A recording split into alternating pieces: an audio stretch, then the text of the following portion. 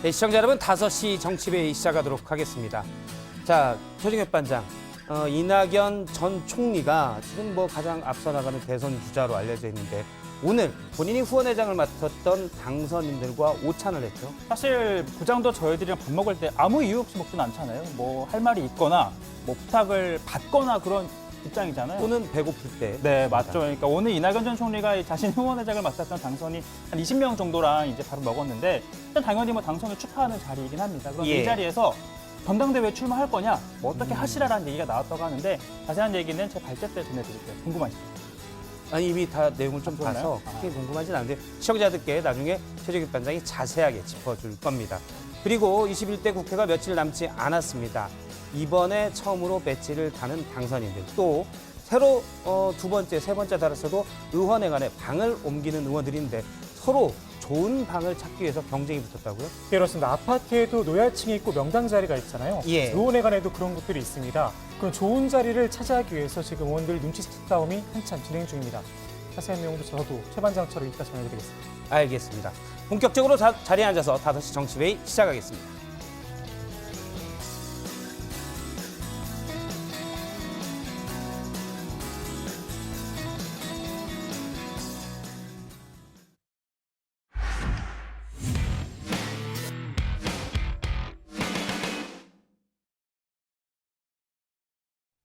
네, 이태원 클럽과 관련한 코로나19 확진자 수가 153명으로 늘었습니다.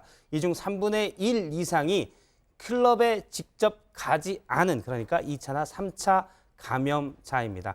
방역당국은 현재 규모가 유지될 경우에는 다음 주 고3 등교 개학이 가능하지만 상황에 따라서 어떨지는 가능하겠다고 밝혔지만 상황에 따라 어떨지는 좀 봐야 되겠습니다. 코로나19 관련 소식 신현 반장이 짚어봤습니다. 네, 오늘은 은혜가 하늘 같아서 우러러 볼수록 높아만지는 참되거라 바르거라 가르쳐주신 스승의 날입니다. 누구나 꼭 한번 찾아뵙고 싶은 스승님 한 분쯤은 계시죠? 자, 저도 있습니다. 한번 불러볼까요? 자, 스승님! 네. 예? 네, 제 스승님. 예. 네. 제가 평상시에는 좀 부끄러워서 말씀을 잘 못 드렸는데 항상 감사 인사를 드리고 오늘 좀 괜히 좀 애틋하네요. 아무튼 어디 계시든 항상 존경하는 마음으로 응원을 하도록 하겠습니다. 지금 오늘따라 또 신반장이 지금 소고기가 먹고 싶어서 아마 좀 그런 게 아닌가 아마 싶은데요. 제가 밥을 네. 스승의 날이라고 밥을 사야 될 분위기로 슬슬 몰아가는 것 같습니다. 저도 소고기가 좀 먹고 싶습니다. 예, 저도 먹고 싶습니다. 예. 사실 부장이기 이전에 인생의 선배잖아요. 예. 부장이가. 저는 부장을 통해서 윗사람들한테는 어떻게 해야 되는지 이런 것들을 많이 배우고 있습니다. 네. 저런 멘트는 최종혁 분장이 탁월한 것 같아요. 저는 최종혁 부장을 반장이. 반면교사로 삼고 있습니다. 네, 이렇게 사는 법도 있지만 이렇게 예. 꼭 좋은 것 같진 않다. 예. 가장 훌륭한 교사입니다. 반면 교사가. 예. 예. 네, 계속해서 어쨌든 신현 반장 발자 보겠습니다. 네, 일단 멍석을 한번 깔아봤습니다. 이따가 꽃다발도 증정하도록 하겠습니다. 네, 이 스승의 날 원래 학교에선 이 선생님 모르게 칠판에 감사합니다, 사랑해요 글자도 써놓고 서프라이즈 파티도 하고 그러죠. 자, 그러면 선생님은 사실 다 알고 있으면서도 모른 척 너무 고맙다 이렇게 눈시울도 적시고 그런 훈훈한 풍경이 펼쳐지는데요. 자, 코로나19는 이 스승의 날의 풍경마저 바꿔놨습니다. 새학기 시작 2달째 아직 온라인으로밖에 스승님의 얼굴을 못 봤습니다. 하지만 이 센스 넘치는 우리 학생들 SNS를 통해서 랜선 카네이션도 전하고 또 감사 인사도 전했습니다. 안녕하세요. 저희는 초지중학교 학생자치회 자치회입니다. 스승의 날 축하드립니다. 코로나19로 인하여 온라인 수업을 하게 되었는데요. 온라인이지만 오프라인 수업처럼 열심히 해주셔서 감사합니다. 저희도 온라인 수업을 성실히 과제도 열심히 수행하겠습니다. 마지막으로 학생들을 위해 힘써주셔서 감사합니다. 사랑합니다.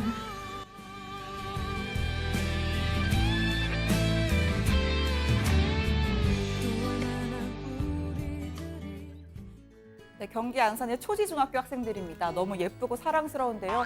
저도 한때 이 교직을 꿈꿨던 사범대 출신으로서 좀 이런 걸 보면 학교에 갈 걸 그랬나 싶기도 합니다. 자, 요새 원격 수업이다 뭐다 고생이 많은 선생님들도 이걸 보면 힘이 솟지 않았을까요? 보통은 이렇게 편지나 이런 걸 좀 받았었는데 또 학생들이 이렇게 깜짝으로 영상을 찍어주니까 정말 감동을 많이 했었습니다. 그리고 또 학생들 너무 귀엽고 또 덕분에 이런 영상으로 인해서 좀 더 힘내가지고 영상 촬영도 할 수 있고 온라인 수업할 때 있어서 힘을 낼 수 있을 것 같아서 오늘 너무 감동적이고 뿌듯했었습니다. 자, 문재인 대통령도 감사 인사를 전했습니다. 제자들과의 만남을 준비하고 계실 이 땅의 모든 스승들을 존경한다면서 아이들과 부모님뿐 아니라 코로나에 맞서고 있는 국민 모두에게 용기가 됐다. 정부도 최선을 다해서 선생님들의 노력을 뒷받침하겠다고 말했습니다. 자, 이제는 좀 잡혀졌으면 하는데 이태원 클럽발 집단 감염은 계속해서 늘고 있습니다. 오늘 0시 기준 신규 확진자는 27명이고 누적 확진자는 11,000명을 넘어섰습니다. 이태원 클럽발 관련자는 정오를 기준으로 153명, 이중 접촉자는 3분의 1을 넘긴 63명입니다. 그러니까 직접 간 적도 없고 만난 적도 없는 2차, 3차 감염자가 전국 각지에서 확인된 겁니다. 인천시에서 이태원 클럽 방문자를 통해 감염된 확진 환자 2명이 감염 사실을 모른 채 두 곳의 교회 예배에 참여한 일이 있었습니다. 동선을 숨기거나 부정확한 진술을 통해서 감염자를 찾는 일이 느려진다면 지역사회로의 감염이 확산되어 현재의 코로나19 방역관리 체계가 유지되기 어려운 면이 있습니다. 자, 거짓말의 대가는 상당합니다. 인천 학원 강사가 과외 수업을 했던 여중생, 이 여중생이 다니던 학원에 다닌 초등학교 4학년 학생이 추가로 양성 판정을 받았습니다. 학원 강사 관련 4번째 3차 감염 사례입니다. 이 두 학생은 학원 자습실에서 약 1시간가량 함께 머물렀습니다. 감염원이 다양해진 것도 방역 당국을 어렵게 만드는 요인인데요. 이태원 클럽 홍대 주점에 이어서 어제는 신촌의 한 클럽에 방문한 20대 남성이 확진됐습니다. 현재로서는 노래방이 가장 유력한 연결고리입니다. 이태원 클럽을 방문한 후에 5월 8일 확진 판정을 받은 20대 남성, 이분이 관악구 소재 노래방을 이용한 걸로 나타났고 마포구 소재 2개 지점을 이용한 사람 가운데서 증상이 가장 먼저 발현된 서울시 확진자 분이 같은 시간대에 같은 노래방을 이용한 것으로 저희들이 파악을 하게 되었습니다. 방역당국은 서울 전역을 대상으로 한 유흥시설 전수조사를 검토하고 있습니다.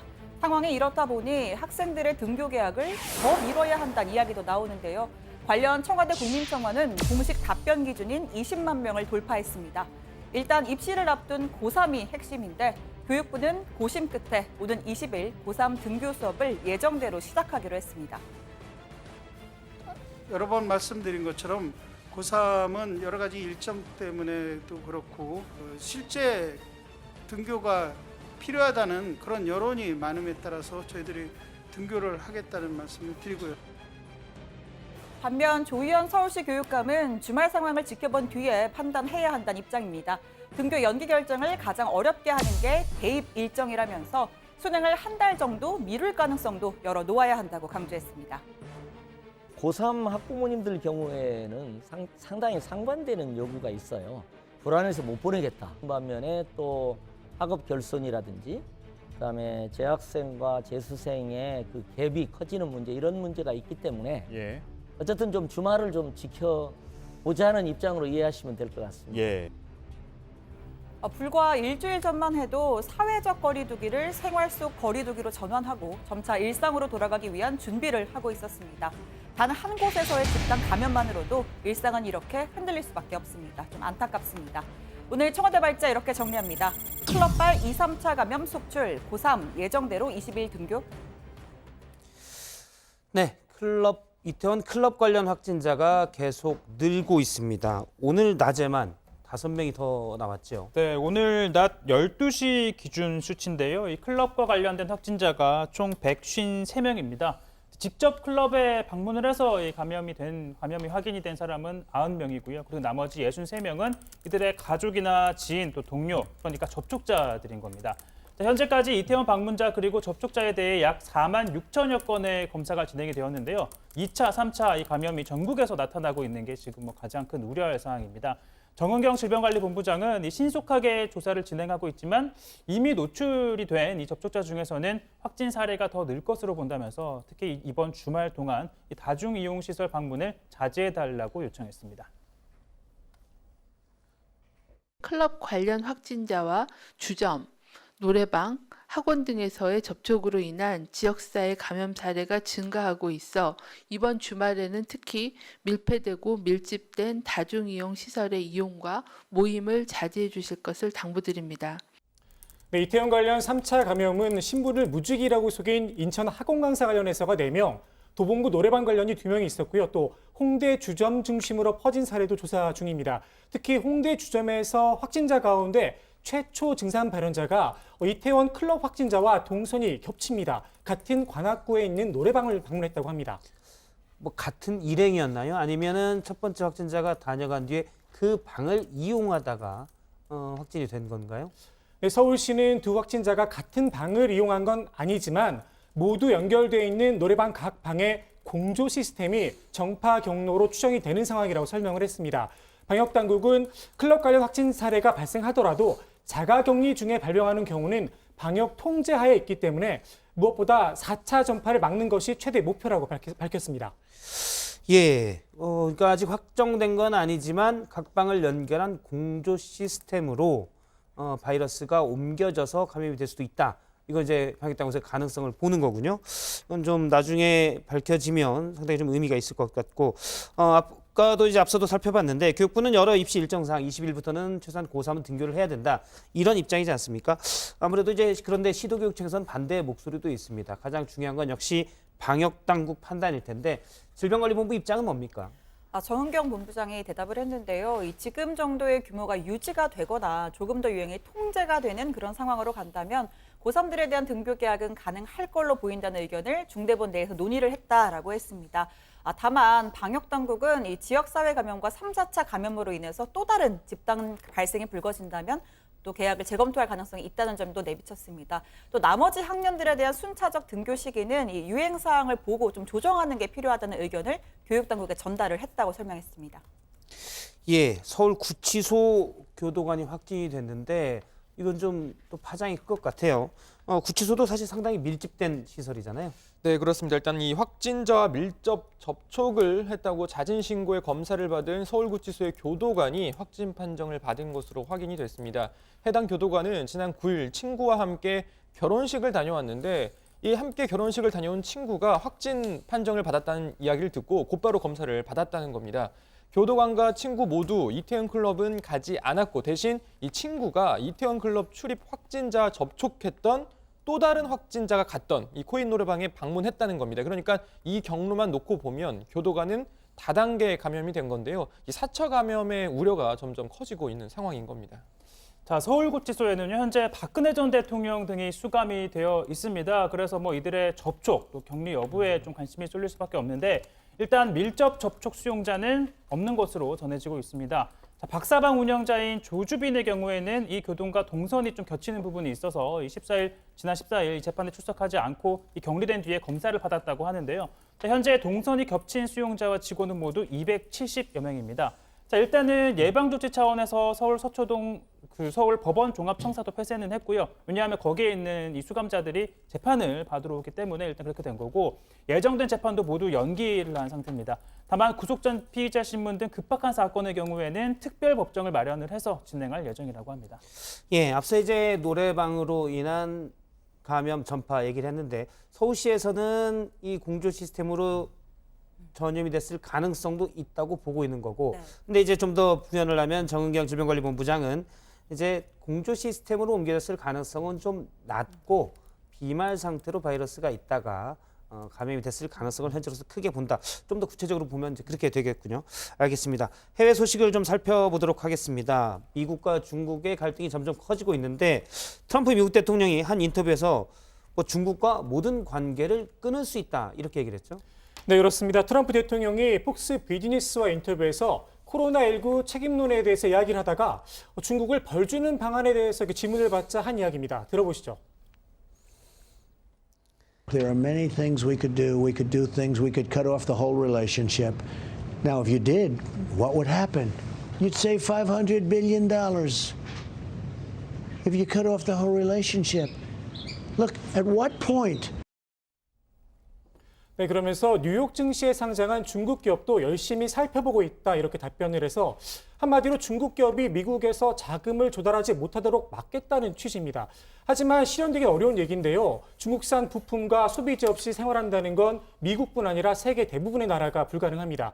또 증권시장에서 제약을 걸면 결국 유럽이나 아시아 지역으로 빠져나가면 됩니다. 트럼프 대통령도 역효과가 날 수 있다 이렇게 말한 걸 보면 사실상 겁주기로 보입니다. 예, 사실 트럼프 미국 대통령이 중국에 대해서 아주 많은 말들을 해왔지만 관계를 모두 끊을 수 있다. 가장 강력한 말로 보입니다. 하지만 이 말에도 미국 보면 미국 증시가 별 상관이 없었거든요. 관계를 끊으면 세계 경제가 요동칠 텐데 미국에 있는 사람들은 대부분 그냥 뻥으로 생각하고 있는 것으로 해석이 됩니다. 중국 반응은 어땠습니까? 네, 뭐 중국도 가만히 있지는 않았습니다. 중국의 관영 매체 환구시보는 트럼프 대통령의 발언은 매우 충격적이지만 이 코로나19 감염자의 소독제를 주사해 바이러스를 죽이자라고 말하는 걸 감안했을 때 그리 놀랄 일도 아니다 이렇게 좀 비꼬았습니다. 그러면서 결국 미국 대선이 코앞에 닥친 트럼프 대통령의 광기다 이렇게 좀 세게 또 반박을 했고요. 또 미국 정부의 위협에 놀랄 필요가 없다. 오히려 이번 기회에 중국이 대미 의존도를 좀 낮추고 뭐 첨단 기술 수준, 자국 시장 규모를 좀 끌어올려서 미국의 이런 전략적 의지를 무너뜨려야 한다. 이런 내용도 덧붙였습니다. 자, 미국과 중국이 어떻게 보면 감정 싸움까지 갔고요. 어떻게 보면 포스트 코로나 이후에 뭐 주도권을 잡기 위한 사실은 싸움이다 이렇게도 볼 수가 있는데 또 자국 내 정치 문제도 연결이 됐을 거고요. 미중 싸움에 국제기구 새우 등이 터진다 이런 얘기가 있습니다. WHO가 그랬고 이젠 또 WTO도 세계 무역기구죠. WTO도 영향을 받고 있다고요? 네, 그렇습니다. 이 WTO 아제베두 사무총장 임기 1년을 남기고 개인적 사유로 사임을 하겠다 이렇게 발표를 했습니다. WTO는 최근 이 자국 우선주의, 보호 무역에 무게를 둔 트럼프 행정부 압박 속에 사실상 재구시를 못하게 됐다 이런 평가가 많이 있었는데요. 트럼프 대통령은 아제베두 총장 사임 소식에 WTO는 그동안 중국을 특별 대우해왔다 이렇게 비판을 하기도 했습니다. But the World Trade Organization is horrible. We've been treated very badly. They treat China as a developing nation. Therefore, China gets a lot of the benefits that the U.S. doesn't get. And the people sitting in the Oval Office should never have let that happen. 예, 이 소식도 짧게 좀 살펴보도록 하죠. 일본이 좀 일정을 앞당겨서 어제부로 코로나19에 대한 긴급사태를 해제했는데 긴급사태 일부 지역의 긴급사태를 해제하면서 아베 총리가 한 말이 듣기에 따라서 또 사실 그냥 들어도 좀 황당한 것 같습니다. 네, 원래 일본이 이달 말까지 긴급사태를 유지하기로 했었는데 지난 2주 동안 확진자가 나오지 않은 단 한 명도 나오지 않은 13개 지역에 대해서 일부 좀 선제적으로 조치를 해제를 했습니다. 이 발표를 아베 총리가 직접 기자회견을 통해서 했는데요. 발언을 좀 먼저 들어보시죠. 韓国でも先週ナイトクラブで集団感染が発生したというニュースをご覧になった方も多いと思います。気を緩めた途端、一気に感染が広がっていく。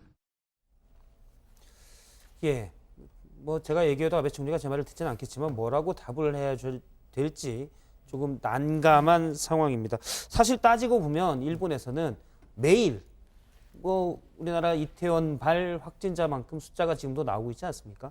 네, 일부 지역 긴급사태 해제 오늘이 첫날이죠. 오늘 일본 내 신규 확진자가 다시 100명대로 늘어났습니다. 아베 총리가 예정보다 일찍 조치를 해제한 건 뭐 이런 상황에도 불구하고 좀 경제적인 이유가 굉장히 컸는데 일본 언론 내에서는 해제 기준에 대해서도 이 정부와 방역 전문가들 사이에 의견 차이가 있었다. 이런 보도가 나왔습니다. 아마 이제 아베 총리도 그럴 것 같아요. 지금 세계 각국에서 서로 경제를 다시 열겠다. 이 말은 이제 경제를 열겠다는 건 방역을 잘 하고 있다라고 대외적으로 보내는 메시지인데 그렇게 나오니까 아베 총리도 우리도 방역을 잘해서 우리도 경제를 다시 열겠다. 이런 메시지를 국민들에게 심어주려고 하는데요. 사실 이런 것들은 국민들 목숨을 걸고 한 정치적 도박이다라고 볼 수가 있을 것 같습니다. 청와대 발제 이렇게 정리하도록 하겠습니다. 클럽발 2, 3차 감염 속출, 고3 예정대로 20일 등교. 다음은 여당 발제입니다.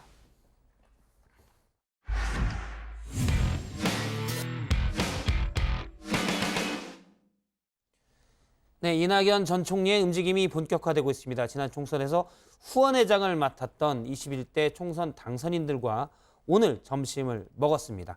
당선을 축하하는 자리였는데 이 자리에서 오는 8월 민주당 전당대회 출마와 관련된 얘기도 나왔었다고 합니다. 또 이 전 총리가 소위 이 전 총리의 싱크탱크 역할을 할 모임을 준비하고 있다. 이런 소식도 나오고 있는데요. 자세한 내용을 최종혁 반장이 짚어봤습니다. 네, 먼저요. 이 정책공간 국민성장, 국가미래연구원, 이 국제전략연구원, 지방자치실무연구소, 그리고 아시아태평양 평화재단, 그럴싸한 연구를 할 법한 이름들이죠. 이 단체들의 공통점이 있는데요. 저희 반장들 가운데 이분, 척척 박사 이분 가장 잘 알 것 같은데 한번 물어보겠습니다.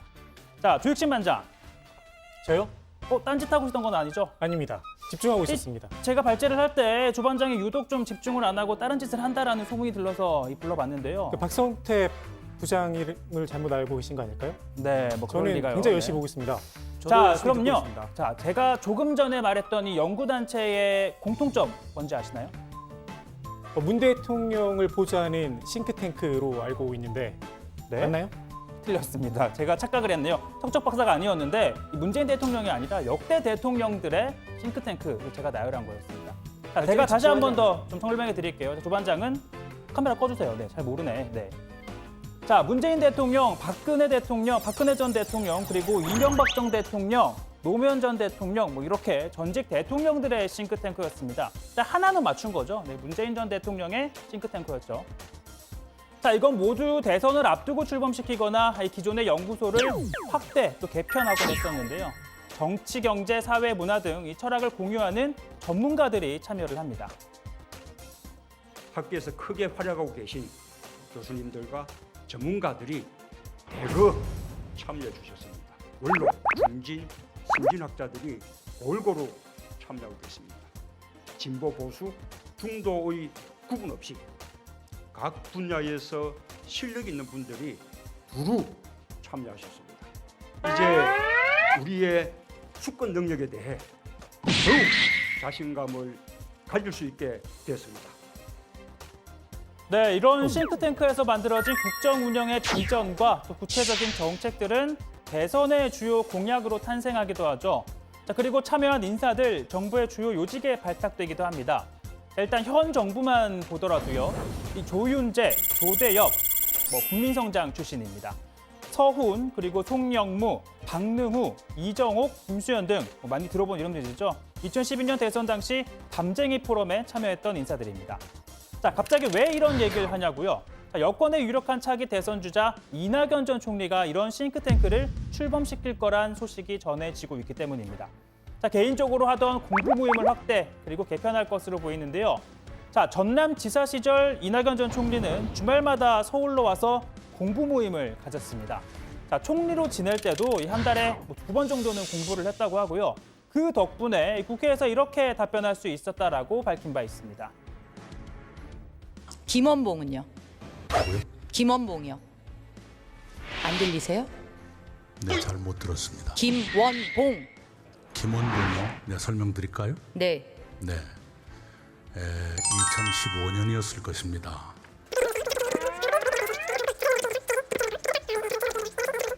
그 조선의용도의 지도자가 김원봉이었다. 이런 역사적 사실을 말했던 것뿐입니다. 광복군의 김원봉에 대한 평가와 장준하 등의 김원봉에 대한 평가를 총리께서는 한번 살펴보시기 바랍니다. 네, 제가 의원님만이야 하겠습니까만 저도 공부를 하는 사람입니다. 자, 이렇게 공부를 하니까 답변할 수 있었다는 건데요. 자, 부장도 저희에게, 저 반장들에게 매번 공부하라는 얘기를 좀 많이 합니다. 인생 공부를 좀 많이 하라고 하더라고요, 특별히.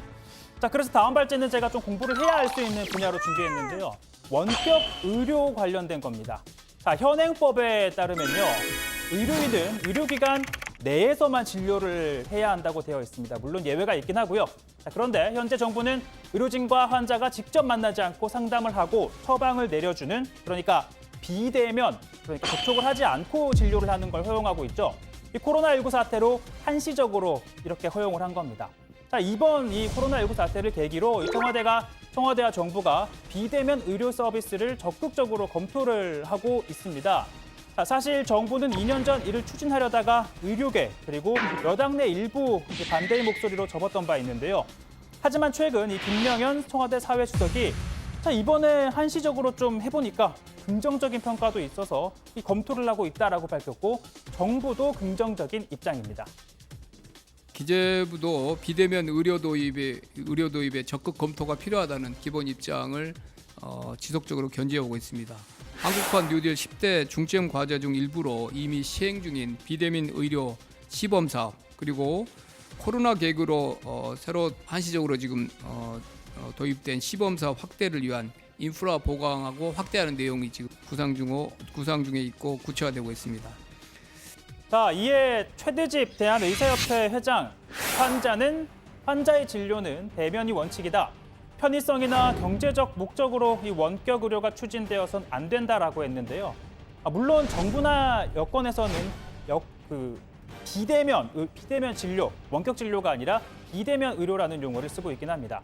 자, 최 회장은 특히 정부가 코로나19 사태로 해보니까 큰 문제가 없어서 검토해보겠다라고 한 데 대해 강하게 반발하고 있는데요. 이런 이유 때문입니다. 현재 의사들은 코로나19에 맞서 사력을 다해가며 진료에 임하고 있다. 생명이 위험하지만 주저함 없이 환자들을 지켜내고 있다며 이런 의사들이 반대하는 원격 의료를 강행한다면 극단적인 투쟁에 나설 것이라고 밝혔는데요. 물론 이 같은 입장, 의협이 의사들의 이익을 대변하는 단체라는 점도 함께 고려를 해야 할 겁니다. 자, 오늘 발제 이렇게 정리합니다. 공부하는 사람이라던 NY, 대선 염두에 둔 싱크탱크 출범 하나입니다. 예, 이낙연 전 총리의 공부 모임부터 좀 알아보도록 하죠. 일단은 공부 모임 형태를 유지하겠지만 대선 레이스가 펼쳐지면 모임에 참석했던 인사들을 중심으로 공약도 짜고 이른바 싱크탱크로 발전할 가능성이 좀 커 보입니다. 오늘 본인이 후원회장을 맡았던 이번 총선 당선인들과 점심, 오찬을 같이 먹었죠. 네, 그렇습니다. 지난 총선에서 이 전 총리가 이 후원회장을 맡았던 후보는 모두 38명입니다. 이 가운데 16명은 낙선을 했고 22명이 당선이 됐는데 대부분 초선 또는 재선이 되는 이들입니다. 자, 오늘은 당선자들과 점심을 먹었는데 당선자들과는 의정활동이나 희망 상임위 등에 대해서 주로 이야기를 나눴다고 합니다. 다만 말미에 전당대회와 관련한 이야기도 잠깐 있었다고 하는데요. 직접 들어보시죠. 시간이 좀 남길래 전당대회를 어떻게 했으면 좋겠는지 의견을 여쭈었습니다. 전당대회 관련해서 당선인들께서 어떤 말씀 해주셨을까요? 제가 특별히 드린 말씀은 없어요. 드린 말씀은 없고 언론들이 보도하는 것처럼 유불리의 프레임으로 안 봤으면 좋겠다. 지금 국가적 위기 상황을 어떻게 대처할 것인가를 더 중요시해야 되지 않겠는가. 그 정도의 말씀을 드렸습니다. 오늘 한 20명 정도가 참석을 했다고 하는데요. 자, 오찬을 함께한 민주당 고용진 의원에 따르면 전당대회와 출마해야 한다는 의견이 훨씬 더 많았다고 합니다. 그러면서 이낙연 전 총리도 주변에서 이런저런 이야기를 많이 듣고 정리를 하고 있는 것 같다 이렇게 분위기를 전했는데요. 고용진 의원은 비상시기이기 때문에 대통령의 역할도 중요하지만 당대표의 역할도 중요하다면서 대선에 도전한 사람 중에 당권을 잡지 않았던 사람은 국민 경선 제도를 했던 노무현 대통령 외에는 없었다 이렇게 덧붙이기도 했습니다. 물론 반대 의견도 있었다고 합니다. 여러 번 저희도 얘기는 했지만 사실 대선 1년 전에 대표직을 사퇴해야 하는 민주당의 규정 때문에 당대표로 지낼 기간이 짧고 또 그로 인해서 당내에 여러 잡음이 생길 수 있는데 굳이 꼭 이 당대표를 해야 하냐라는 의견도 있었다고 합니다. 그렇군요. 이낙연 전 총리가 보통 결정을 할 때 신중하게 하는 스타일이어서 시간을 좀 두고 결정을 할 것 같습니다. 앞서 이제 최 반장이 집중 발제에서 얘기했던 싱크탱크 이 부분에 대해서도 이낙연 전 총리가 오늘 오찬에서 좀 언급이 있었습니까? 네, 뚜렷하게 명확하게 얘기한 건 아닌데요. 이낙연 전 총리는 내가 이미 공부를 해왔던 게 있었고, 자, 같이 공부를 해왔던 그분들이 앞으로도 공부를 할 수 있도록 네트워크를 만드는 게 필요하다라고 말했는데요. 그러니까 소위 말하는 대선을 앞두고 출범하는 싱크탱크급은 아니지만 인적 커뮤니티를 본격적으로 구축하겠다라는 건 사실로 보이는데요. 한번 들어보시죠. 혹시 차기 대선을 위한 인적 자원이라는 거에는 좀 동의하십니까? 제가 지사 때부터 공부를 했고요. 저는 공부가 필요하다고 생각합니다. 네. 예, 이제부터 알아야 면장을 한다 이런 말도 있었고요. 반장들도 다 우리가 정치부 기자들이 사실 정책이나 여러 부분에 다 꿰뚫고 있어야 되기 때문에 공부가 많이 필요합니다. 조 반장도 저를 반면교사만 삼는다고 하는데 공부도 열심히 하기를 바라봅니다. 늘 열심히 부장에 대해서 공부하면서 인생 공부를 특히 많이 하고 있습니다. 그 부분 특히 많이 갖춰야 됩니다. 사실 조반장은 가부경장이 아니었으면 상투를 안 틀어서 저랑 같이 밥도 못 먹어요. 예, 알겠습니다. 좀 썰렁했는데 바로 넘어갔습니다. 매주 금요일 날 한국갤럽이 정당 지지율과 대통령 지지율을 발표를 하는데 대선 주자 선호도 조사 결과가 나왔습니다. 이낙연 전 총리가 여전히 1위였죠. 네, 정치부에 하면서 가부경장이 언급될 줄은 몰랐습니다. 제가 학력고사 국사 25점 네. 만점. 역시 공부 공부해야 됩니다. 박 부장. 네, 알겠습니다. 여론조사 결과 설명 이어서 드리면요. 자, 만 18세 이상 우리 국민 1,000명에게 물은 결과입니다. 자, 그래픽 주시죠. 네, 이낙연 전 총리가 28%로 1위였습니다. 5개월 연속 선호도 20%를 넘기면서 이번 조사에서 최고치를 경신했습니다. 이어서 이재명 경기지사가 11%, 그리고 안철수 국민의당 대표가 3%로 나타났습니다. 그리고 보시는 것처럼 이 보수 야권에서는 홍준표 전 한국당 대표가 2%로 가장 높습니다. 예, 지금 몇 명만 딱 얘기를 했는데요. 네. 원래 대선 주자로 거론되던 많은 다른 후보들도 있잖아요.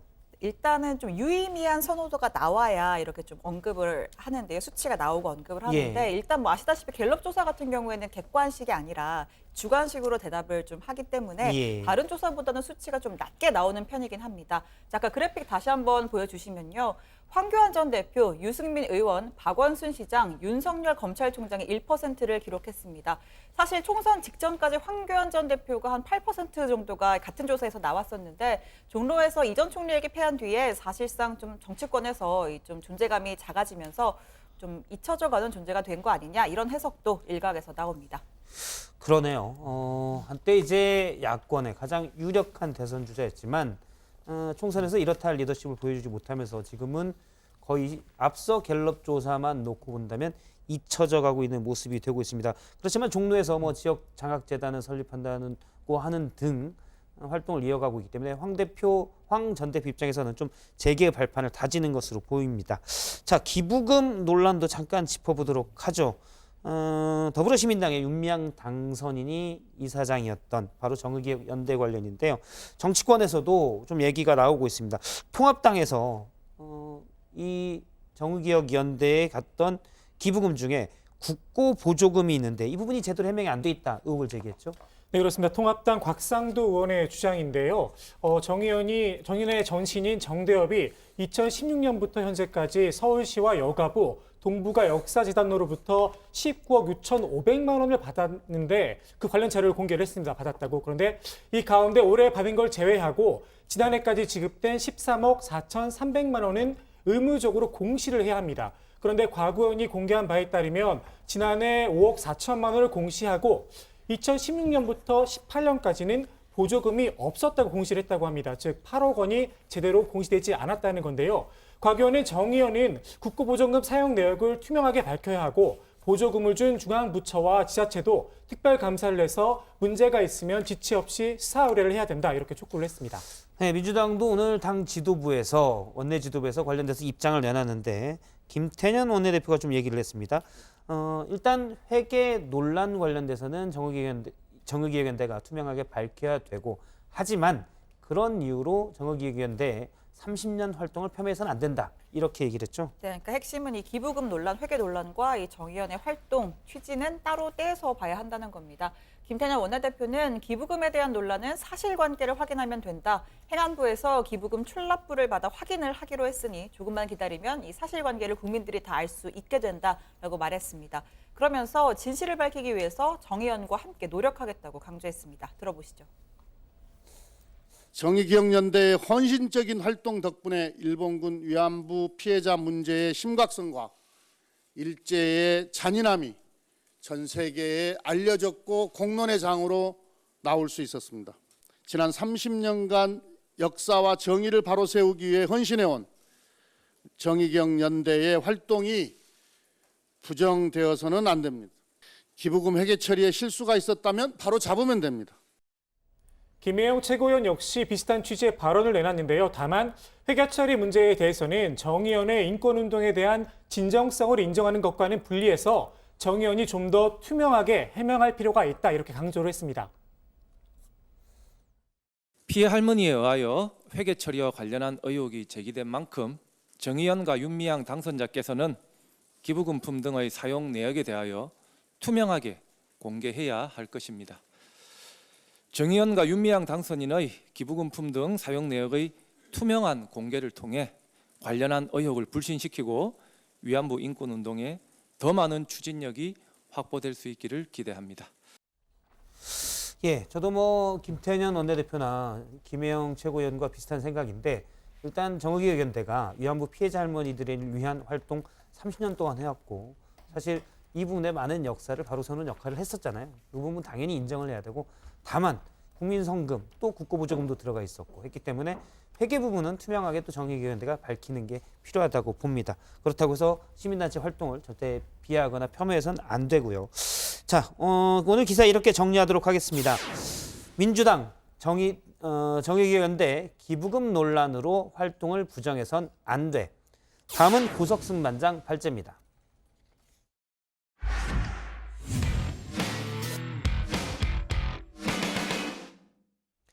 네, 미래통합당과 위성정당인 미래한국당 간 합당 선언이 나온 지 하루도 안 돼. 양측의 말이 조금씩 다른 분위기입니다. 미래통합당은 최대한 빠른 합당을 강조하고 있지만 미래한국당은 절차를 내세우면서 합당 시기를 구체적으로 밝히지 않고 있습니다. 그러는 사이에 바로 오늘이죠.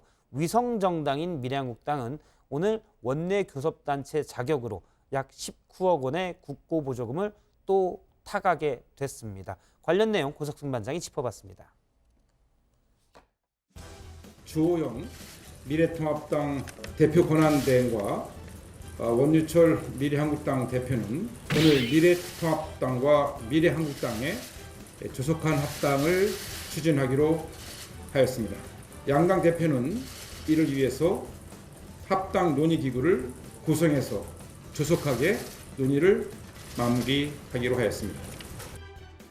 네, 주호영 미래통합당 원내대표와 원유철 미래한국당 대표가 어제 합당 추진을 선언했습니다. 그런데 거창하게 선언이라고 할 것도 없는 것이 기존 입장에서 진전된 내용은 거의 없었습니다. 여전히 정확한 시기는 밝히지 않았기 때문입니다. 굳이 따지자면 조속히 빠른 시일 내에 하겠다 정도의 문구가 추가됐을 뿐입니다. 하여튼 조속한 가장 빠른 시일 내에 할 수 있도록 할 것입니다. 하여튼 최대한 빨리 한다고 저희가 합의를 했습니다. 네, 정치권에서의 두루뭉술한 약속이라는 게 얼마나 허망한 것인지 그동안 여러 사례를 통해 확인된 바 있기 때문에 다소 불안한 감이 없지 않아 있었는데 자, 오늘 원유철 대표 이렇게 말하더군요. 간단하게 그럼 대표님 임기 안에 최고위원회에서 합당을 의결 선포할 그 계획은 갖고 계십니까? 5월 29일에 전에 하면 되도록이면 좋죠. 예. 그런데 이제 물리적으로 아까 말씀드린 대로 양당의 절차가 있어요. 법적인 절차가 있고 예. 또 구성원들의 의견을 모으는 그런 일들이 필요하지 않습니까? 우리 아무래도 민주정당이 제 마음대로 할 수 있는 게 아니잖아요. 자, 그래서 더 직접적으로 물어봤습니다. 5월 29일 원유철 대표 임기까지 합당이 안 되면 어떻게 되는 겁니까? 만약에 5월 29일을 넘길 경우에는 이제 우리 미래한국당의 당 대표의 그 지도부가 공백이 되잖아요. 네. 제가 만약에 이제 그만두면 또 대표를 알겠습니다. 또 뽑아야 되잖아요. 그러니까 그럴 필요 없이 예. 합당할 때까지 제 임기를 그냥 연장해 주는 것이 논의되고 있는 거죠.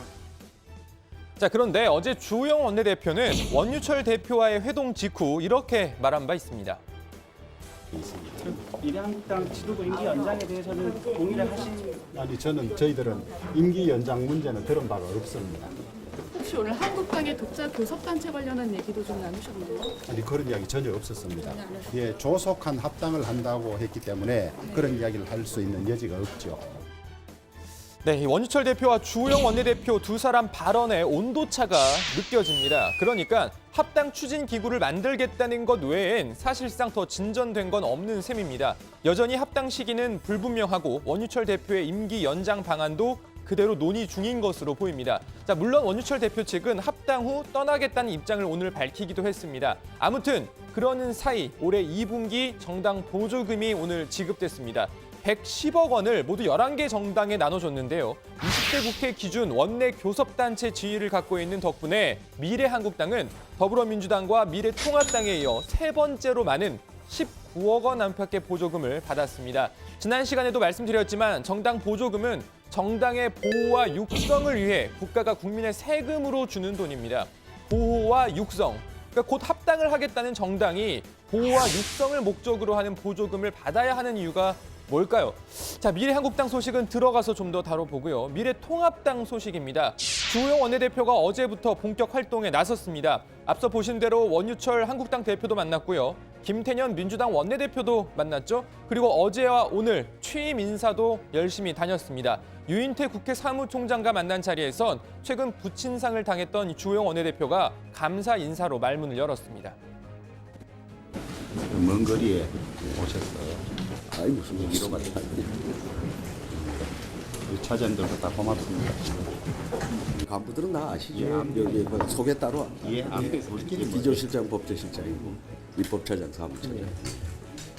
총장도 임기로 하시는 겁니다. 후임 총장이 오시는 어머, 거예요? 예, 후임 총장 오시면 후임 의장님을 늦게 뽑아드리요. 좀 천천히 뽑으시고. 원혜영이가 원내대표 때 오래 끌어가지고 김태랑 총장은 한 100일 더 했거든요. 100일 했어요. 그 기록을 좀 깨시고. 총장님 말씀 잘 듣도록. 그러니까 원구성의 때를 좀 많이 쓰라고. 저희들이 할 수 있는 게 원구성밖에 없어요. 네, 또 문희상 국회의장과도 만났죠. 원내대표 당선도 축하해드리고 저희 어른 상사에 좋아하다 보내주시고 각별한 위로를 주셔서 큰 위로가 되고 감사드립니다. 그래도 과감하게 그래도 20대 국회 찌꺼기를 쾌히 맡아서 처리를 하겠다고 결심을 양 대표가 했기 때문에 가능한 거거든요. 두 분들은 마지막번에 손 빼고 새로운 원내대표가 합의하면 그때 응해주겠다라고 할 그런 정도였어요. 그거 좀 알턴이 빠진 거 가지고 시원한 겁니다. 그게 사실은. 자, 그리고 문재인 대통령의 축하난을 들고 찾아온 강기정 청와대 정무수석과도 만났는데요. 취임 축하 자리인 만큼 훈훈한 덕담이 오고 갔습니다. 대통령님의 축하 전화는 받았습니다만 축하할 때와 함께 귀한 하루를 보내주셔서 참으로 감사합니다. 대통령께도 감사의 뜻을 꼭 전해주시길 바랍니다. 대통령께서는 주호영 원내대표님과 상임위 활동 등을 통해서 함께 일하셨던 기억을 갖고 계셨습니다. 그러면서 항상 열린 마음으로 대화가 가능하실 거라고 저에게 말씀을 하셨습니다. 5월 국회가 협치의 시금석이 될 거다라는 말씀도 함께 주셨습니다. 주호영 원내대표님께서 정말 대화와 협치에 크게 나서 주실 것이다라고 기대의 말씀과 부탁의 말씀을 함께 주셨습니다. 잘 들었습니다. 잘 들었고 저는 축하로 오신 줄 알았는데 주문도 많으시고 잘 상의해서 꼭 필요한 일이 늦어지는 일은 없도록 하겠습니다. 네, 문재인 대통령의 축하 인사를 대신 전한 강기정 정무수석부터 문희상 국회의장 그리고 이해찬 민주당 대표까지 두루 만났는데요. 만남에서 주고받은 덕담처럼 21대 국회는 협치하는 국회, 일하는 국회가 되길 기원합니다. 정치권 소식은 들어가서 더 전해드립니다. 일단 오늘 발제 이렇게 정리합니다. 문 대통령 통합당의 5월 국회가 협치 시금석. 자, 미래통합당과 미래한국당이 합당을 준비 중인데 둘이 분위기가 조금 다르는 것 같아요. 사실 상식적으로 보면 우리가 뭐 형제 자매 중 동생뻘이었던 미래한국당이 약간 통합되는 듯한 들어가는 분위기여서 약간 꺼린다 이렇게 느낌도 좀 나고요. 그렇습니다. 두 당 모두 그러니까 공식적, 대외적으로는 빨리 통합하겠다 이렇게 이야기를 하고 있는데요. 그런데 구체적으로 좀 들어가 보면 분위기가 조금 다릅니다. 통합당은 21대 국회 개원 전인 5월 29일까지도 의지만 있다면 합당이 가능하다 이런 입장이고요. 통합당이 강조하는 최대한 통합, 빠른 통합은 그러니까 사실상 21대 국회 개원 전을 의미하는 것으로 분석이 가능합니다. 그런데 문제는 한국당 입장이 조금 다르다는 겁니다. 한국당 원희철 대표는 법적인 절차가 있고 구성원들 의견을 모으는 일들도 필요하다면서 합당 시기에 대해서는 확답을 해주지 않고 있습니다. 이게 상식적으로 잘 이해가 안 되는 게 의석수가 훨씬 많은 미래통합당은 우린 쉽게 할 수 있어 라고 얘기하는데 의석수가 상대적으로 훨씬 적은 미래한국당이 절차가 남았어. 복잡해. 뭐 이런 느낌으로 얘기하는 게 잘 이해가 안 돼요. 네, 그렇습니다. 또 단순히 합당 시기뿐만이 아닙니다. 합당 방식을 놓고도 약간 좀 미묘하게 분위기가 다른데요. 자, 원유철 대표는 연일 당대당 통합 입장을 내놓고 있습니다. 오늘 한 라디오 인터뷰에서도 정당법상 이 당대당 통합임을 강조했는데요. 그러면서 당명이라든가 양쪽 의원들의 상임위 배분이라든가 사무처 직원들 근무 등을 다 협의해야 한다, 이렇게 말했습니다. 예, 비례위성정당이다 이렇게 얘기했었는데 당대당 합당을 강조하는 게 조금 어색하게 느껴집니다. 통합당의 정확한 입장은 뭡니까? 공식 입장을 낸 건 아닌데요. 조건 없는 무조건 합당을 강조하고 있는 분위기입니다. 주호영 원내대표는 무조건 즉시 합당이 바람직하다고 보고 있고 통합당은 전국위원회만 하면 된다라고 하면서 한국당도 당원 당규상 최고위원회만 하면 되는데 우리는 준비가 다 됐다. 저쪽이 빨리 해줘야 한다. 이렇게 말했습니다. 정치권에서는 약간 이런 얘기도 있더라고요. 그러니까 원유철 현재 미래한국당 대표가 미래한국당 대표직을 물러나면 사실 일이 없잖아요. 총선에 불출마했기 때문에. 그래서 당대표직을 계속 유지해서 또 하나의 일거리 아니냐 이런 얘기도 있는데 가능성이 원대표가 혹시 독자 행보를 할 가능성도 있습니까? 그러니까 뭐 정황상 그런 추론은 가능해 보이는 상황입니다만 예. 일단 뭐 한국당 측은 어쨌든 독자 행보에는 선을 긋고 있습니다. 합당은 분명히 한다는 거고요. 조수진 한국당 대변인이 원유철 대표의 말을 대신전했습니다. 조 대변인에 따르면 어제 주호영 원내대표와의 회동에서 이 주 원내대표가 한국당이 이번 선거에서 선전을 했으니까 원유철 대표가 합당 후에 공동대표를 맡아야 하는 거 아니냐라고 이야기를 했다는 겁니다. 자, 그러자 원유철 대표가 나는 그럴 생각이 전혀 없다. 집사람과 제주 올레길 등을 갈 것이다. 통합 후에 미련 없이 떠나겠다라고 말을 했다는 겁니다. 대표 임기 연장을 통한 독자 행보 가능성은 없다라는 게 조수진 대변인의 입장입니다. 문제는 그게 언제냐가 되겠죠. 욕심이 없다면서 뭐 내년 말까지 해도 그렇게 하면 이게 뭐 설득력이 좀 떨어지니까요. 정당 보조금 문제 저희가 사실 여러 번 얘기했지 않습니까? 민주당이나 미래통합당 둘 다 위성정당이 있었고 이게 사실 선거법에 대한 정치적 꼼수로 나왔기 때문에 이게 시정돼야 된다라고 얘기했는데 미래한국당이 오늘 받는데 세 번째로 많은 액수를 받게 되죠. 네, 이 선관위가 지급하는 정당 보조금은요, 이 원내 교섭단체가 전체 액수의 절반을 먼저 나눠 갖는 방식이기 때문에 원내 교섭단체가 되느냐 마느냐에 따라서 액수 차이가 상당히 큽니다. 미래한국당은 20대 국회에서 더불어민주당, 미래통합당, 민생당 등과 함께 교섭단체 지위를 갖고 있습니다. 그래서 오늘 보조금도 세 번째로 많은 19억 3,500만 원을 받았는데요. 더불어민주당은 28억 1,600만 원을, 미래통합당은 25억 2,700만 원을 각각 받았습니다. 미래한국당도 그렇지만 이번 21대 총선에서 의석수를 한석도 얻지 못한 민생당도 꽤 많은 돈을 받게 되네요. 네, 그렇습니다. 민생당도 20대 국회 기준으로는 원내 교섭단체이기 때문에 네 번째로 많은 16억 2,600만 원을 받았습니다. 비교섭단체는 모두 7개 정당이 보조금을 받았는데요. 더불어시민당이 9억 8천만 원을 받아서 비교섭단체 가운데서는 가장 많이 받았습니다. 더불어시민당은 원래 오늘자로 더불어민주당과 합당을 하기로, 그러면 없어지는 정당 아니었나요? 일단 중앙선관위 확인을 해봤는데요. 이게 자체 합당을 했다고 해도 아직 중앙선관위에 합당 신고가 되지 않았기 때문에 우선 오늘자 이 정당별 기준으로 이 보조금이 지급이 됐다고 합니다. 이 흡수 합당에 따른 신고는 14일 이내에만 하면 된다고 합니다. 어쨌든 혹시 정당 보조금 때문에 늦게 하는 건지 이건 알 수 없지만 어쨌든 합당 신고가 늦어지면서 보조금은 일부 받게 됐겠군요. 일단 민주당 입장은 뭐 서류 작업상 절차가 늦어졌다 이런 입장을 밝혔다고 합니다. 알겠습니다. 오늘 진중권 교수가 미래통합당의 민주당이나 정의당이 아닌 미래통합당의 토론회에 참석을 했습니다. 쓴소리를 많이 내놨다고요? 네, 참석한 것도 낯설고 또 거기에서 쏟아낸 발언들을 보면 더 약간 낯설고 혹은 좀 이제 받아들이기 이 상황에 따라서 좀 다를 수도 있는데 이 통합당 유이동 의원 그리고 오신환 의원이 주최한 이 토론회였는데요. 총선 패배 토론회였습니다.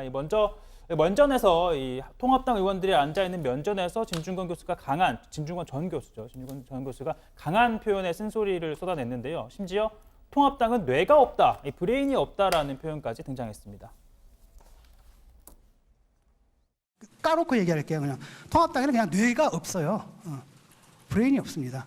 싱크탱크가 옛날에 여영 같은 게 있었죠. 근데 여영이 언제부터 망가지더라고요. 그런데 이 사실 뭐 뇌가 없다라는 말만 놓고 보면 상당히 좀 충격적인 뭐 센 표현으로 들리잖아요. 그런데 진중권 전 교수의 표현은 그만큼 이제 인식이 없다, 뭐 브레인이 없다 그런 취지인 거고요.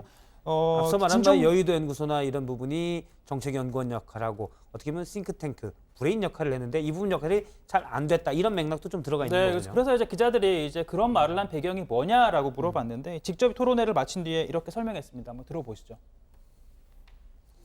브레인 기능이 이제 망가졌기 때문에 그 부분을 얘기를 한 거고요. 아까 얘기했듯이 브레인이라는 건 뭐냐면은 이제 천창제들을 한국의 현실을 바라볼 수 있는 과학적인 인식이 있어야 되잖아요. 그거가 없고 그다음에 또 다른 한편으로는 뭐가 옳은지 그른지 어떤 말을 하면 되는지 안 되는지 하는 어떤 윤리적인 의식도 좀 없고 모든 게 비어있기 때문에 그걸 좀 강하게 표현한 것뿐이고요. 자, 진정 교수는요, 이 코로나19만 아니었으면 이렇게까지 통합당이 참패했을까 생각한다면서도 이 코로나가 없어도 이 당은 질 수밖에 없었다. 이 운동장은 이미 기울어졌는데 이 보수주의자들이 몰랐다는 생각을 갖고 있다라고 주장을 했고요. 그러면서 코로나19는 국가적인 재난 사태인데 정쟁화해서는 안 된다면서 이 국가적 재난 사태에서는 당리 당략을 넘어서야 한다라고 지적했습니다. 예, 오늘 야당 기사 제목은 이렇게 정하도록 하겠습니다. 문재인 대통령 통합당의 5월 국회가 협치 시금석. 다음은 조익신 반장 발제입니다.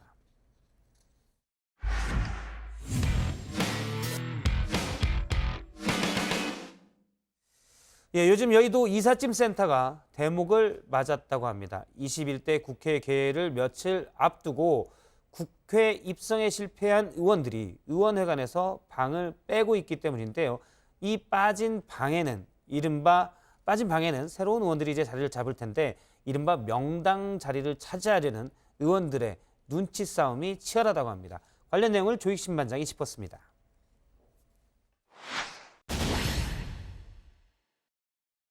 나라가 들썩이는 땅, 왕도 바꿀 수 있는 땅, 그것이 어딘가.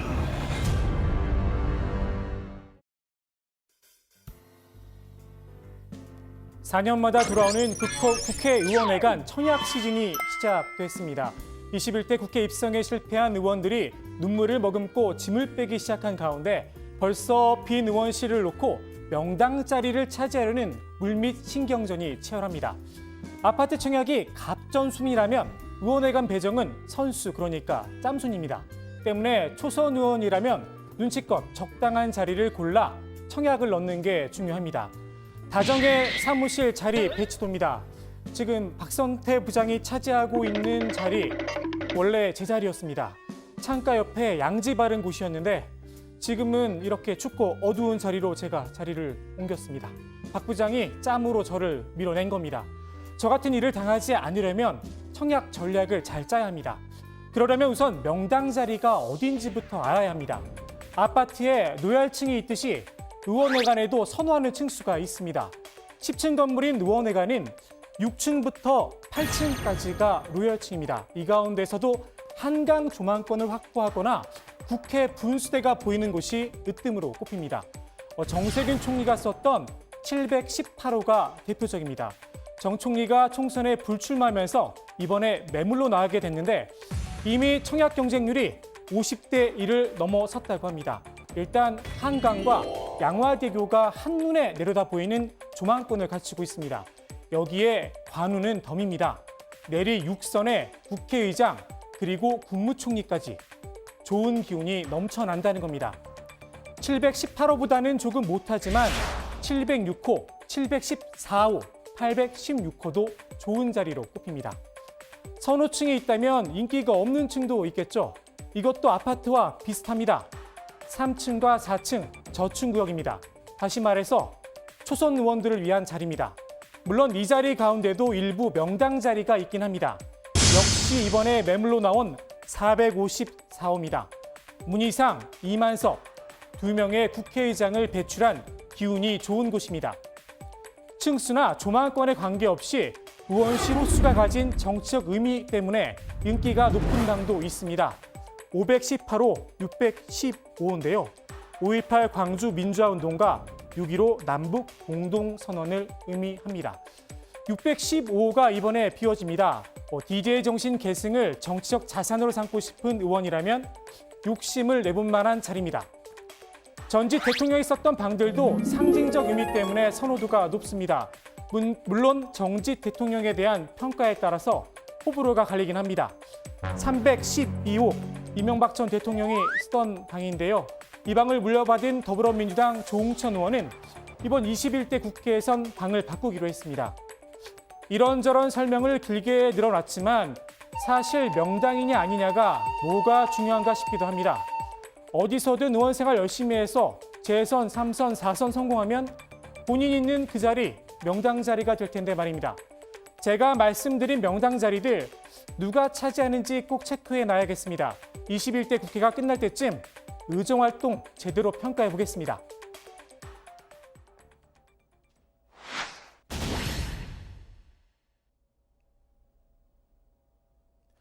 어제 최동욱 반장이 이런 자랑을 내놨습니다.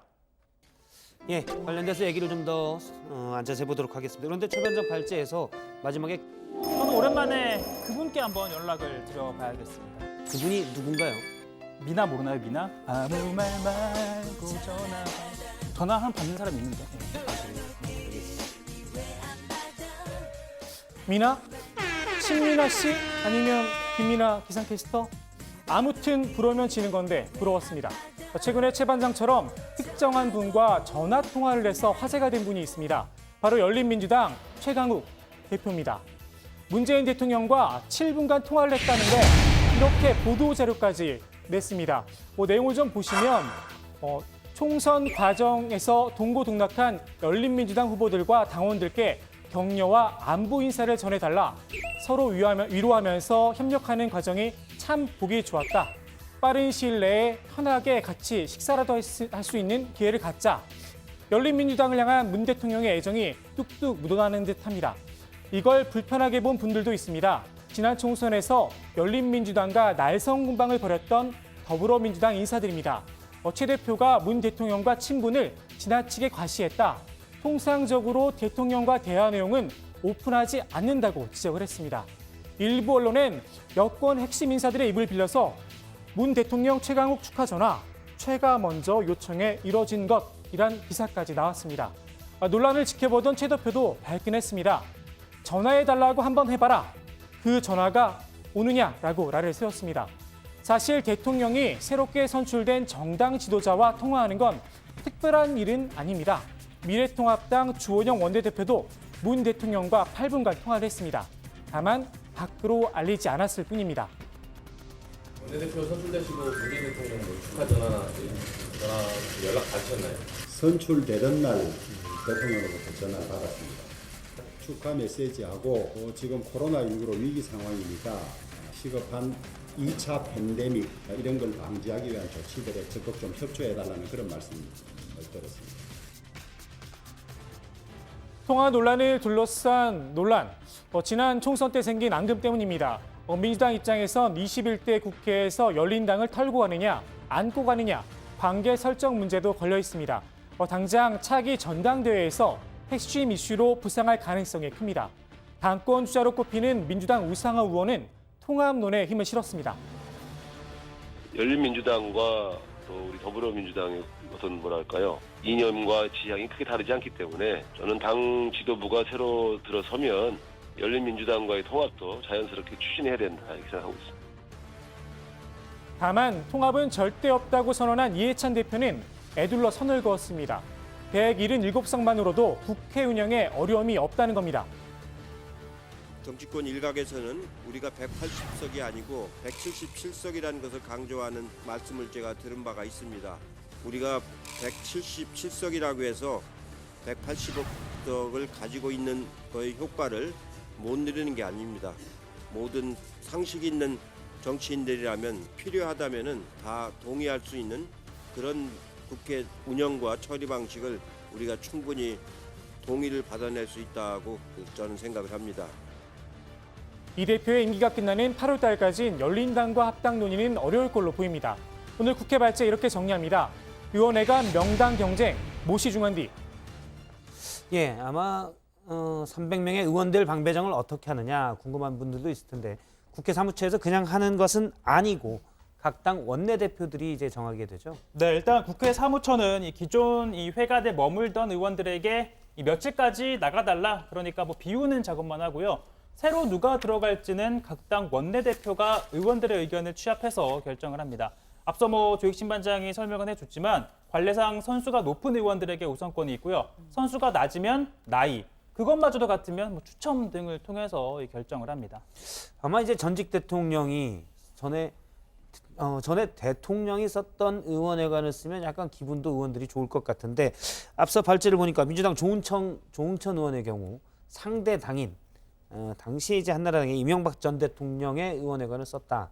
이랬는데 재선이 되면서 이제 방을 바꾸겠다고 한다고요. 네, 보통 이제 초선들은 선택권이 없기 때문에 뭐 3층이나 4층 이 저층에 배정이 되는데요. 저만 해도 사실 제가 4년 전에 여기 올 때 막내였잖아요. 그래서 빈자리에 그냥 앉았거든요. 근데 여기 앉다 보니까 늘 부장을 마주보는 자리더라고요. 예. 그래서 선배들이 왜 여길 싫어했는지 이제서야 이해가 되는데 예. 어쩔 수 없이 뭐 남은 방이니까 이제 소위 뭐 초선이면 이제 의원들에 비유하자면 초선이면 예. 빈자리를 쓸 수밖에 없었던 건데 그러다 보니까 조응천 의원 역시 뭐 선택권 없이 빈 방을 썼던 거였습니다. 자, 조 의원은요 이번에는 좀 더 위층으로 생각을 하고 있다. 전망 좋은 곳으로 옮기고 싶다라는 뜻을 밝혔습니다. 자, 이제 재선 의원도 됐고 또 이전 대통령이 썼던 방이란 상징성이 뭐 그닥 마음에는 들지 않았던 모양으로 보입니다.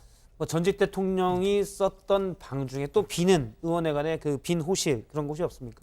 네, 노무현 전 대통령이 사용했던 638호가 이번에 비게됩니다. 20대 국회에서 미래통합당 김승희 의원이 사용을 했었는데 당내 경선에서 고배를 마셨습니다. 아무래도 노 전 대통령이 사용했었다는 상징성 때문에 더불어민주당에서 이 자리를 노리는 의원들이 많을 걸로 보입니다. 사실 노무현 전 대통령이 썼던 의원회관이다. 그러면 민주당 내에서 내가 이 방을 쓰겠다. 원하는 사람이 되게 많을 텐데 20대에서 미래통합당 의원이 차지했다는 게 잘 이해가 안 되네요. 그건 왜 그렇습니까? 설명을 좀 드리면 그 의원회관 배정은 각 당 원내대표들이 하는 게 맞습니다. 예. 그런데 원내대표가 한다고 해도 각 당 원내대표들이 다 모여서 의원회관 300개 사무실 놓고 여긴 우리 당 누구가 가져갈게, 여긴 니네 당 누가 가져가 이렇게 할 수는 없으니까 국회 사무처에서 의석수 비율에 맞춰서 각 당의 구역을 배분해 줍니다. 그러면 그 배분된 구역 내에서 의원실을 배정하게 되는데 지난번 국회 때는 638호 노 전 대통령이 사용했던 방이 지금의 통합당, 당시 자유한국당 구역에 속해 있었던 겁니다. 그런데 이번에는 그러면 이 노무현 전 대통령이 썼던 의원회관이 민주당 방으로 넘어오나요? 네, 제가 민주당 쪽에 좀 확인해 봤는데 이번에는 민주당 쪽 구역으로 이렇게 배정이 됐답니다. 박근혜 전 대통령이 썼던 의원회관 다른 방이 아닙니다. 의원회관은 어떻습니까? 네, 박근혜 전 대통령 의원회관 2개 층을 좀 사용을 했었습니다. 545호 그리고 620호인데요. 먼저 545호를 물려받아 사용하던 자유한국당 이완영 전 의원 정치자금 불법 수수 혐의로 의원직 상실을 했습니다. 620호는 아이러니하게도 국정농단 사건을 파헤쳤던 민주당의 안민석 의원이 쓰고 있습니다. 의원들이 좋아하는 방도 있겠지만 사실 의원회관에 그 방에 제일 오래 있는 건 보좌관들이잖아요. 보좌진들이 선호하는 방도 따로 있다고요? 네, 그렇습니다. 이 고 김근태 전 의원이 사용했던 328호입니다. 김 전 의원과 이 방에서 함께 일했던 보좌진 가운데 무려 5명이 배지를 달았습니다. 유은혜 교육부총리, 또 기동민 의원, 허영 당선인, 박상혁 당선인, 김원희 당선인 등입니다. 현재는 재선에 성공한 통합당 추경호 의원이 사용을 하고 있습니다. 예, 일부에서는 담배를 피는 의원이나 보좌관 같은 경우 또 선호하는 방들이 따로 있다고요. 네, 일단 흡연자들이 선호하는 층이 있습니다. 층이 있는데 바로 6층입니다. 의원회관 6층 야외 정원 구석에 흡연실이 마련돼 있는데 또 여기에 카페도 6층에 또 있어가지고 뭐 저희 정치부에 이렇게 흡연자들처럼 예. 네, 정치부의 흡연자들처럼 뭐라고 저한테 잠깐 제가 계속하세요. 네, 방송 중에 자꾸 귓속말을 하려고 저한테. 부장처럼 이렇게 커피와 담배를 함께 이렇게 즐기는 흡연자들에게는 6층이 최적의 장소로 꼽힙니다. 알겠습니다. 기자들이 선호하는 방은 어딘가요? 각자 이제 다 국회를 출입을 했으니까 조익신 반장 같은 경우는 어떤 방이 가장 방문하기가 좋았습니까? 저는 특정 층은 아니고요. 모 의원 방인데요. 거기 가면 이렇게 진공관 앰프로 돼 있어서 음악 시설이 돼 있고, 그다음에 이제 와인 셀러가 있는 분이 있으셔가지고 비 오는 날 와인을 가져가면 이제 음악과 함께 와인을 이렇게 마실 수 있는 그런 고급진 취미를 갖고 계시는 분이 있습니다. 웰빙 취재 기자였군요. 저는 기사거리, 좋은 정보를 제일 잘 주는 방이 기자들에게 제일 좋은 방이었습니다. 인상 깊은 방 뭐 이런 걸 여쭤보셔놓고 이렇게 갑자기 아니, 또 이게 모범 답안 아닌가요? 최종익 반장은 저랑 같은 생각이죠? 저는 휴방이요, 휴방. 방송이 쉬는 날, 휴방. 예, 알겠습니다. 예, 굳이 신현 반장 혹시 저는 보통 말지인으로 출입을 했기 때문에 이렇게 매일 뛰어가거나 이렇게 소위 이제 뻗치기를 하러 가는 경우가 많아서 엘리베이터에서 가장 가까운 방이 좋았습니다. 예. 찾아가기 편해서. 알겠습니다. 자, 다른 이야기로 빨리 넘어가 보도록 하겠습니다. 최강욱 대표가 문재인 대통령과 통화 내용을 공개했는데 이후 어쨌든 대통령과의 통화 내용을 자세하게 공개하는 건 좀 이례적이기도 한 것 같습니다. 네, 뭐 청와대와 사전에 좀 논의를 거친 걸로는 알려졌는데 예. 뭐 청와대에서도 이렇게까지 세세한 내용을 공개할 줄은 몰랐다라고 합니다. 앞서 이 통합당 주호영 원내대표도 통화를 했다라는 내용을 이제 발제해서 좀 전했었는데 주호영 원내대표는 이 기자들이 물어본 뒤에 문 대통령과의 통화 사실을 밝혔습니다. 관련 내용도 뭐 짧게 언급을 하고 넘어갔는데 실제 통화 시간은 내가 조금 더 길었다 이런 얘기도 했습니다. 들어보시죠. 우리 주영 대표님께 여쭤봤어요. 대통령께 전화 받았냐고. 뭐 그쪽 7분 받으셨다니까 웃으시면서 8분 받으셨다고 하더라고요. 네, 통합론을 꺼내기는 했는데 단서를 하나 달았습니다. 이해찬 대표가 있는 한은 좀 어렵다라고 하는 거고요. 지난 총선에서 절대 합당은 없다고 한 말을 뒤집을 수는 없다라는 이야기입니다. 다만 전당대회를 통해 새 지도부가 꾸려지면 그때는 또 논의가 가능하다는 건데요. 뭐 의원 본인의 당권 주자 가운데 한 명으로 꼽히고 또 당내 중추인 86그룹의 핵심이라는 점에서 시사하는 바가 적지 않다는 분석입니다. 예, 오늘 국회 발제는 이렇게 정리하도록 하겠습니다. 의원회관 명당 경쟁, 멋이 중한디. 네, 끝으로 오늘 최종익 반장이 잠깐 할 얘기가 있다고 해서 다시 잠깐 짧게 최종익 반장의 발제를 들어보도록 하겠습니다. 네, 무슨 얘기냐고요? 제가 아까 얘기했지만 뭐 4년 동안 있었는데 혹시 최 반장 다정에 떠나는 것 아니냐? 지금 댓글창에 이런 글 남기시는 분들도 계실 것 같은데 그렇다고 너무 좀 서운해하시지 마시고요. 자, 제가 추가로 준비한 소식은요. 자, 이겁니다. 자, 뉴스룸의 마지막을 책임지던 사람이 있었습니다. 뉴스룸의 마스코트하고도 같았는데요. 이가 전하는 세 가지 뒷이야기를 보려고 뉴스룸을 끝까지 본다라는 사람도 있을 정도였습니다. 그러나 어느 순간부터 자, 마지막 키워드가 남았는데요. 제가 좀 사과를 드리면서 마쳐야 될 것 같습니다. 오늘 시간이 좀 많이 지체가 돼서 오늘 2개만 했습니다. 예.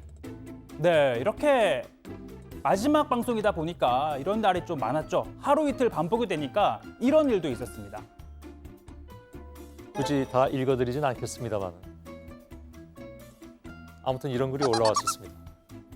아시겠지만 이후부터는 저도 좀 눈치를 보게 돼서 되도록 3개를 다 하려고 노력 중입니다.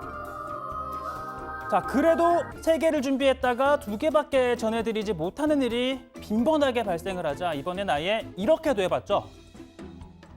박성태 기자가 나와 있습니다. 어서 오세요. 예. 키워드 2개. 예. 2개도 많아 보입니다 오늘은. 시간이 좀 지나서. 좀 부족해서요. 빨리 진행하도록 하겠습니다. 예. 첫 키워드는 여기까지 하겠습니다. 오늘 짧고 좋은데요? 예, 다음부터 짧게 하도록 하겠습니다. 박성태 기자였습니다. 네, 2개로 줄였는데 2개도 많다. 뭐 그랬었죠. 자, 이렇게 뉴스룸의 마지막을 책임지던 이분. 자, 올 1화부터 정치부 회의를 맡게 됐죠. 자, 이제는 뭐 애써 취재한 내용이 잘릴 일도 또 높으신 분에게 혼이 날 일도 없게 됐습니다. 다정회에서는 한껏 이 취재력, 이 취재한 내용들을 뽐내기도 하고요. 상식과 지식도 마음껏 뽐냈습니다. 이렇게 말이죠. 부장 뉴딜 정책이라고 혹시 아시나요? 알죠. 설마 그거 모를까 봐 지금 설명을 잠깐 좀 부탁드립니다. 뉴딜이요? 네. 루즈벨트 대통령이 있을 때 대공황 때 국가가 직접적으로 어떤 대규모 당시에는 이제 토목 사업인데 이런 사업들을 일으켜서 일자리를 만들겠다라는 거 아닙니까? 이게 사실은 정부의 재정의 역할을 가장 적극적으로 펼친 거죠. 저도 처음부터 코로나 뉴딜이 필요하다라고 강하게 얘기해왔던 바가 있습니다. 거기까지는 잘 외우셨고 그럼 TVA는 뭔지 아시나요? 테네시 댐 고고인가요?